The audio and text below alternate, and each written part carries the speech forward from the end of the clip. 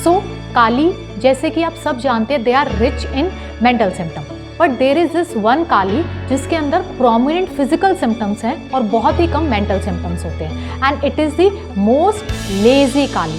So hello everyone, myself doctor Preeti, welcome to revive homeopathy. आज की video में हम काली ग्रुप की एक और इंटरेस्टिंग रेमेडी डिस्कस करेंगे, that is kali bi, plus similar remedies के साथ इसका कंपैरिजन करेंगे। So let's start it.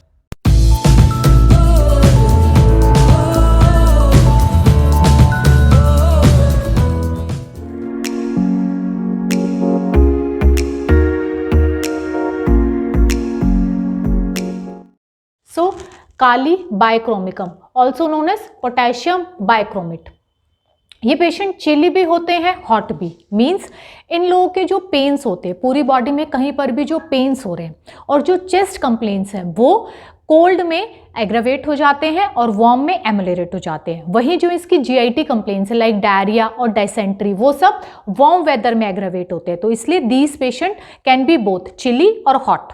Next, ये पेशेंट फैटी होते हैं और इनकी जो नेक होती है बहुत ही शॉर्ट होती है और जनरली ये लोग लाइट कॉम्प्लेक्शन के होते हैं। ओके, नेक्स्ट, काली बाय के जो पेशेंट हैं कैसे होते हैं, वो बहुत ही रिजिड होते हैं। उन लोग का एक टाइम टेबल फिक्स होता है कि इस टाइम खाना खाना है, इस टाइम सोने जाना है, या इस टाइम कोई ये काम करना है। तो उन्होंने जो एक टाइम टेबल बना रखा होता है ना, इसके अंदर वो कोई भी चेंज नहीं चाहते। Like all kalij, it's common, right. ये बहुत ही रिजिड होते हैं, कंजर्वेटिव होते हैं, किसी भी तरह का चेंज इन लोग को पसंद नहीं होता है, बहुत ही टिमिड होते हैं।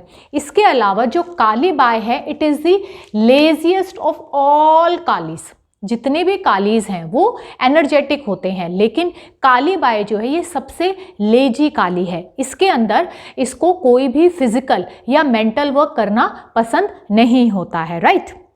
बहुत ही लो स्पिरिटेड होता है ये। लो स्पिरिटेड मतलब ऐसे पर्सन जो बहुत ही सैड रहते हैं, डिप्रेस्ड रहते हैं, एक एनर्जी नहीं रहती उनके अंदर, राइट। नेक्स्ट, काली बाय के डिस्चार्जेस बहुत ही कॉमन है।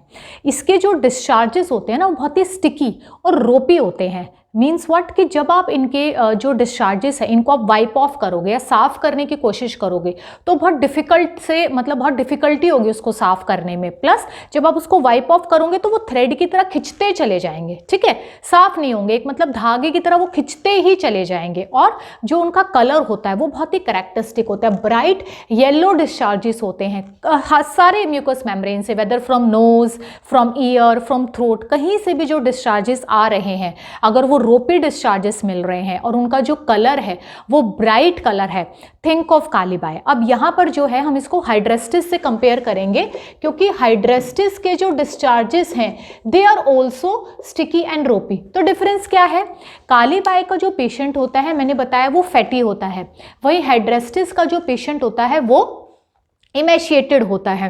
काली बाय की मोस्ट ऑफ द कंप्लेंट्स वो मॉर्निंग में एग्रावेट होती है, लाइक 2 और 3 AM जो एग्रावेशन होती है कालीज की कैरेक्टरिस्टिक।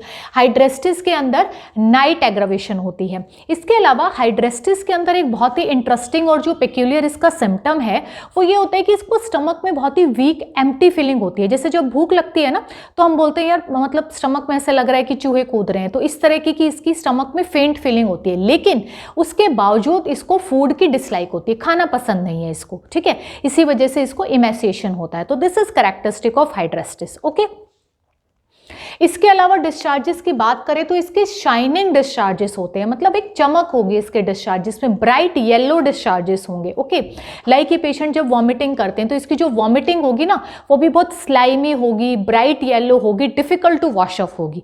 तो ये आपको बहुत याद रखना है, स्टिकी एंड रोपी डिस्चार्जेस। ओके, नेक्स्ट, इन पेशेंट के अंदर ऑल्टरनेटिंग स्टेट्स प्रेजेंट होती है। मीन्स कोई भी 2 कंप्लेन इस पेशेंट के अंदर प्रेजेंट होंगी। जैसे अगर ये पेशेंट डायरिया से सफ़र कर रहा है तो जब ये डायरिया इसका ठीक हो जाता है तब ये पेशेंट रोमैटिज्म से सफ़र करना शुरू हो जाता है, और जब वो रोमैटिज्म बेटर होगा तो again person suffer from diarrhoea. तो 2 कंप्लेंट्स बॉडी में ऑल्टरनेट करती रहती हैं। ऐसे काली बाय के अंदर बहुत एग्जाम्पल है ऑल्टरनेटिंग स्टेट्स के, like diarrhoea alternates with rheumatism, gastric complaints alternating with rheumatism, और डायरिया ऑल्टरनेट्स विद कॉन्स्टिपेशन। तो इस तरह की ऑल्टरनेटिंग स्टेट्स अगर आपको मिल रही हैं, think of kali bi. Next, इन पेशेंट्स के अंदर स्पॉटी पेन्स मिलते हैं। What do you mean by spotty pains? Means ऐसे पेन जो बहुत ही स्मॉल स्पॉट्स में प्रेजेंट होते हैं और पेशेंट इनको अपने टिप ऑफ फिंगर से कवर कर सकता है कि मुझे यहाँ पेन हो रहा है या यहाँ पेन हो रहा है। बहुत ही छोटे छोटे स्मॉल स्पॉट्स में इसको पेन होता है जिसको टिप ऑफ फिंगर से कवर कर सकता है। लेकिन यहाँ पर आपको एक बात ध्यान रखनी है कि जब कभी पेशेंट ऐसे स्पॉटी पेन्स के साथ आपके पास आ रहा है तो उसको आपको बहुत ही प्रॉपरली प्रोब आउट करना है। क्यों? क्योंकि अगर पेशेंट जो जहाँ पर आपको स्पॉटी पेन्स मतलब बता रहा है वो अगर ऐसा पॉइंट है जहाँ पे किसी मसल्स का या किसी टेंडन का इंसर्जन हो रहा है, से at the tip of humerus, है ना, तो वहाँ पर जो है ये पेन, स्पॉटी पेन एक्सप्लेनेबल है क्योंकि वहाँ पर मसल्स और टेंडन के इंसर्शन पे इन्फ्लेमेशन हो गया तो उसको वो एक स्मॉल स्पॉट पे ही पेन होगा। लेकिन काली बाई के जो स्पॉटी पेन्स होते हैं ना, दे आर नॉट एक्सप्लेनेबल। वो एक ऐसी जगह पर होते हैं जहाँ पर कोई भी मसल या टेंडन का इंसर्जन नहीं होता है। वहाँ पर जो है वो न्यूरैल्जिक पेन होता है, उसको नर्व एंडिंग्स पे उसका जो पेन होता है, और जो पेन है ना वो नर्व इम्पल्सेस का वो बस एक जगह पे ना एक्सेजरेट हो जाता है, वो स्प्रेड आउट नहीं हो पाता, तो इसलिए वो एक स्पेसिफिक छोटी सी जगह पे एक्सेजरेट हो जाता है नर्व एंडिंग्स का पेन। इसलिए पेशेंट जो है स्पॉटी पेन्स बताएगा कि इतने छोटे से जगह पे पेन हो रहा है। और जो ये स्पॉटी पेन्स है ना, ये इसके वॉन्डर भी करते हैं एक जगह से दूसरी जगह, अभी यहाँ पेन हो रहा है, अभी फिर यहाँ हो गया, अभी फिर यहाँ स्टार्ट हो गया, इस तरीके से पेन शिफ्ट करते रहते हैं, राइट। और इसके साथ इसके जो पेन्स हैं वो क्रॉस वाइज भी होते हैं, मीन्स डायगोनल पेन्स होते हैं, राइट। कि जैसे पेशेंट बोल रहा है कि उसको अपर पार्ट ऑफ बॉडी में लेफ्ट साइड पे अगर पेन है तो लोअर पार्ट ऑफ बॉडी में उसको राइट साइड में पेन होगा। ऐसे डायगोनल पेन्स इसके बहुत कैरेक्टरिस्टिक हैं, ओके। प्लस इसके जो पेन्स हैं they are suddenly coming and suddenly going, एकदम से अचानक से आते हैं और अचानक से ही चले जाते हैं। और पीरियोडिसिटी ऑफ सिम्टम्स भी इसकी बहुत इंपॉर्टेंट है। लाइक जैसे इसका जो हेडेक है, राइट, वो अगर 11 बजे आया है आज तो कल भी वो सुबह 11 बजे ही आएगा, इतना फिक्स टाइम होता है उसको। और जो ये पेशेंट है ये पीरियोडिकल डायसेंट्री से सफ़र करते हैं, मीन्स हर साल समर में वो डायसेंट्री से सफ़र करेंगे ही करेंगे। तो जो एक सिम्टम है वो फिक्स है कि वो एक सर्टेन टाइम पीरियड के बाद दोबारा रिटर्न करता है, periodicity of symptoms, okay. Next, ulcers इसके बहुत इंपॉर्टेंट है। अल्सर्स कैसे होते हैं इसके? पंच आउट अल्सर्स, मीन्स जैसे पंचिंग मशीन देखी है ना आपने, तो पंचिंग मशीन से जब हम किसी पेपर को पंच करते हैं तो वो जो सर्कल बनता है वो आपने देखा है कितना परफेक्ट होता है, राउंड इन शेप होता है। तो ऐसे इसके जो अल्सर्स होते हैं ना वो बिल्कुल सर्कुलर क्लियर कट अल्सर्स होते हैं, जैसे पंच आउट अल्सर्स होते हैं। तो वो जो परफेक्ट राउंड अपीयरेंस है ना अल्सर्स का, इतने परफेक्ट राउंड शेप के होते हैं, है ना, तो वो करेक्टरिस्टिक है काली बाई के। कई पेशेंट आपने देखे हैं कि जिनके जो अल्सर्स होते हैं बहुत ही इरेगुलर एजेस हैं, है ना, तो इसके जो काली बाई के अल्सर्स होते हैं वो clear cut perfect round shape के होते हैं। तो ये अगर कहीं आपको मिल रहा है, think of Kali Bai. Plus वही अल्सर्स के अंदर जो डिस्चार्ज निकल रहा है, जो एक्सुडेशंस होता है, डेट इज टिनेशियस, स्टिकी, है ना। हेडेक इसका बहुत करेक्टरिस्टिक है। पेशेंट ना आपको आके बताएगा कि जब मेरे को हेडेक आने वाला होता है ना, मेरे को पता लग जाता है। कैसे पता लग जाता है?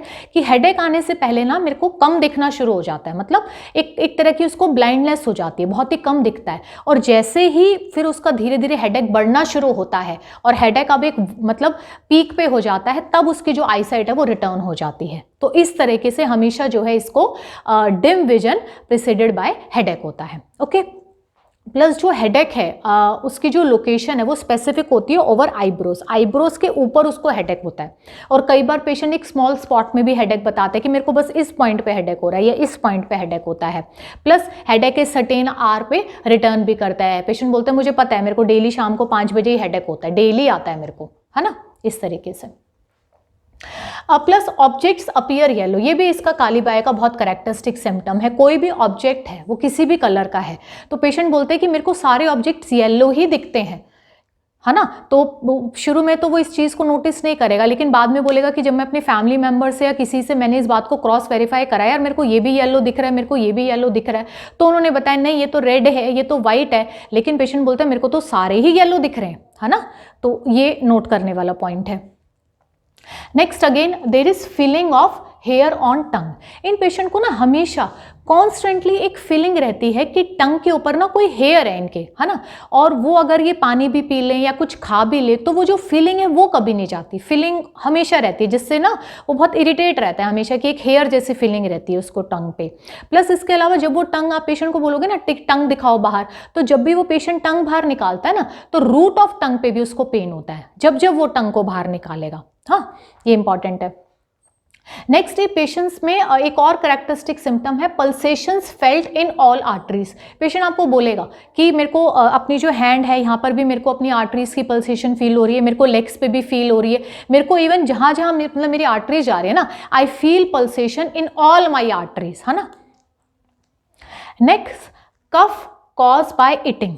अब इन पेशेंट्स के अंदर क्या होता है कि जब भी ये खाना खाने लगते हैं ना तो एक तरीके का मतलब एक इरिटेशन और टिकलिशनेस शुरू हो जाती है थ्रोट में, जिसके कारण वो खाना नहीं खा पाते और कफ स्टार्ट हो जाता है खाना खाते खाते। और वो कफ इस तरीके का होता है कि जो एंड होगा वॉमिटिंग उस पेशेंट को होगी ही होगी।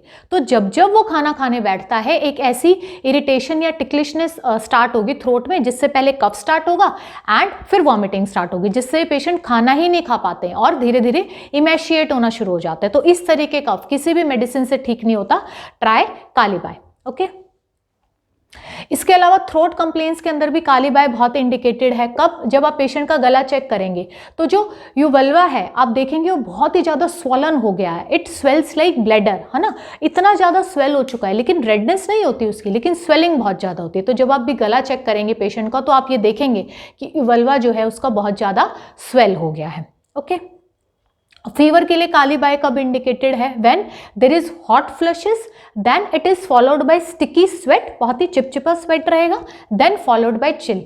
तो इस तरीके से जब आ रहा है कालीबाय। इसके अलावा कालीबाय को ना बियर की बहुत ज़्यादा डिज़ायर होती है, लॉन्गिंग फॉर बियर। लेकिन पेशेंट जब एक ऐसी स्टेज पे पहुंच जाए जब वो जितनी भी बियर लेता था पहले, अब क्या हो रहा है कि वो थोड़ी सी भी बियर ले रहा है तो वो उसको टॉलरेट नहीं कर पा रहा है और उससे वो सफ़र करता है, whether from diarrhoea, whether from vomiting. तो ऐसे पेशेंट्स में जिन्होंने पहले बहुत ज़्यादा बियर पी रखी है और अब वो थोड़ी सी भी बियर को टॉलरेट नहीं कर सकते, थिंक ऑफ कालीबाय। तो इन पेशेंट के अंदर nausea and vomiting of drunkards and beer drinkers के लिए kali bi is very useful. Okay, so this is the whole picture of kali bi. so aggravating factor kali bi का बहुत इंपॉर्टेंट है, like all kalis 2 to 3 m aggravation होता है इसको, right. So I hope कालीबाय की whole drug picture आपको बहुत अच्छे से समझ में आ गई है। इसके रिगार्डिंग कोई भी क्वेरी है तो आप मेरे को कमेंट सेक्शन में कमेंट कर सकते हैं। Till then have a good day, thank you.